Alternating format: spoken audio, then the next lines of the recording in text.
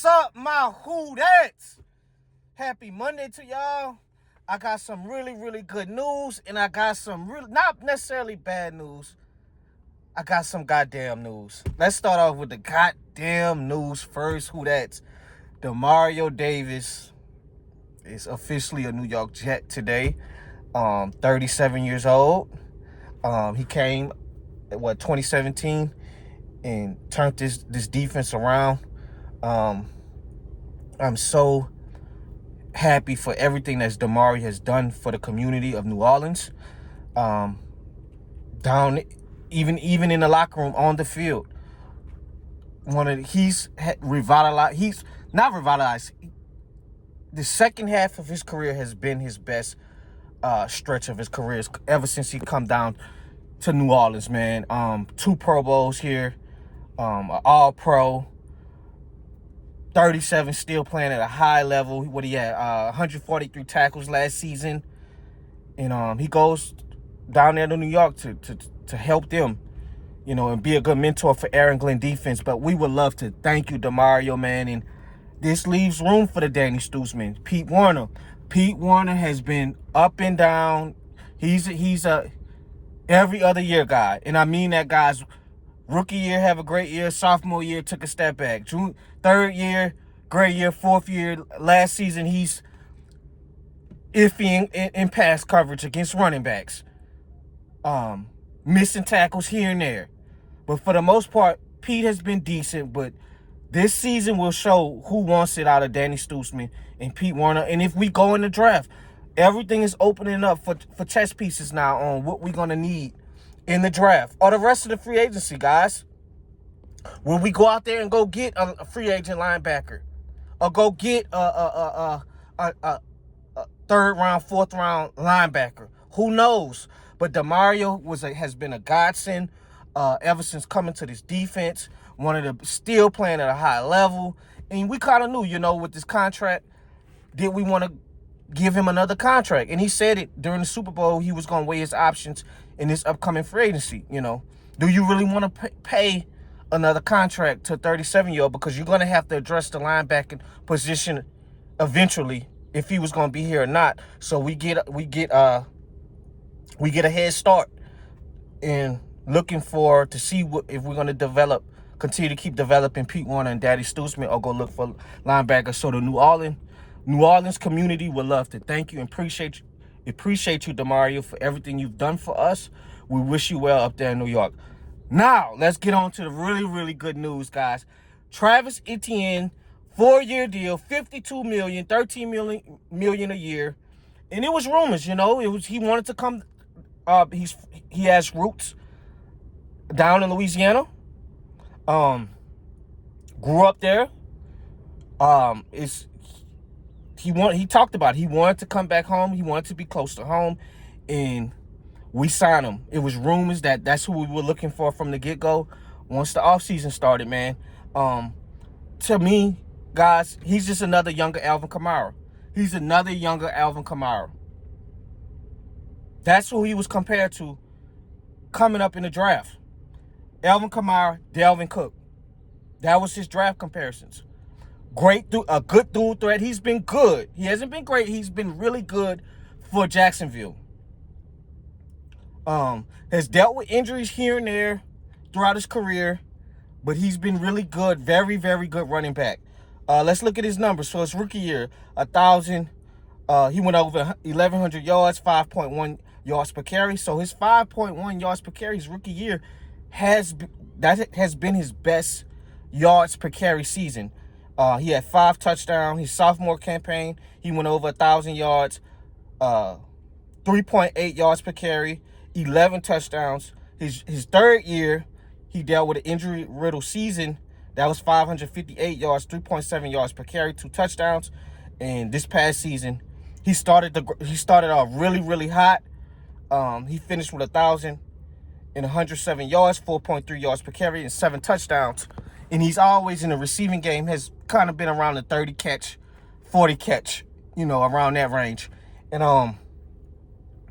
I feel like Jacksonville didn't utilize him a little bit more in the receiving game, because in Clemson, when he was playing with Trevor Lawrence at Clemson, he was utilized as such. And it's very important for when you come down to New Orleans, bro, you're going to have to be a dual threat running back. We've been doing that since the Deuce McAllister days. Deuce used to catch passes out the backfield. You transition to Pierre Thomas, Mark Ingram.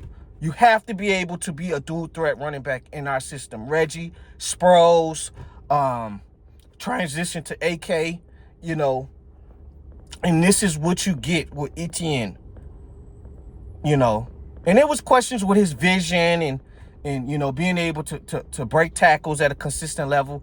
You know, that's his third season when he had his down season. It was questions, you know. And then he came back and it seemed like he was very, very assertive when running the ball, hitting the hole. So, you know, you get a good number, and now, you know, that probably is going to squash out all the rumors with the Jeremiah Love. I know some of our fan base wanted Jeremiah Love, but that's probably going to be a wrap to that. We all know what we need on the offensive end, guys. And that's what you do. You can go find you a running back to give you solid production in free agency. You can go do that. Running backs are not the most expensive commodity. You know what I'm saying, guys? You could go find that and go invest on what can add to this Tyler Shough offense. And we know what we need, guys, on the offense. So I love this move. He's 27. He don't turn 28 till January. He's in the prime of his career. And Kellen Moore wants explosion. We have been dead last in explosive running plays for 4 years. Dead last. So, another thing I'm going to have to add too. We added a guard, an offensive guard from the Bills. I can't think of his name, but we added him. And I want to say with this offensive line, don't make Mickey and Kellen waste money, bro, if y'all not going to be pushing people around this season. I want y'all, we have too many good offensive linemen. This is the season now. I want us to be extremely effective in our rushing offense so we can open up play action for Tyler Shough in his sophomore campaign. This is the time. I'm talking to the Fuagas. I'm talking to the Calvin Banks. And Calvin Banks was really good for us last year. But we need consistency on this offensive line coming into next season.